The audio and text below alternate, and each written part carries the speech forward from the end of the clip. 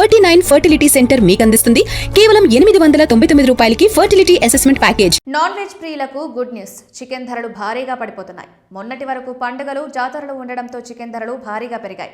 కానీ సంక్రాంతి మేడారం జాతర ముగిసిన తర్వాత తెలుగు రాష్ట్రాల్లో ధరలు దిగొస్తున్నాయి. గత నెలలో సంక్రాంతి మేడారం జాతర ఉండడంతో వివిధ ప్రాంతాలకు కోళ్ల సరఫరా పెరిగిపోయింది. డిమాండ్ ఎక్కువగా ఉండడం, కోళ్ల ఉత్పత్తి తక్కువగా ఉండడంతో ధరల్లో పెరుగుదల నమోదైంది. కానీ ఇప్పుడు పండుగలేమీ లేకపోవడంతో డిమాండ్ తగ్గింది. ఈ కారణంతో గత కొద్ది రోజులుగా చికెన్ ధరలు తగ్గుతూ వస్తుండడంతో సామాన్యులకు భారం తగ్గుతుంది. ఇక నాన్ వెజ్ తినేవారికి ఖర్చు తగ్గడంతో ఊరట చెందుతున్నారు. గత నెలలో చికెన్ ధరలు పెరిగాయి. ఏకంగా కేజీ 300కి పైగా చేరుకుంది. అయితే గత 10 రోజులుగా ధరలు తగ్గుముఖం పడుతున్నాయి. కోళ్ల ఉత్పత్తి పెరగడం, డిమాండ్ తగ్గడంతో చికెన్ ధరలు కుప్పకూలుతున్నాయి. ప్రస్తుతం కిలో చికెన్ 240కి లభిస్తోంది.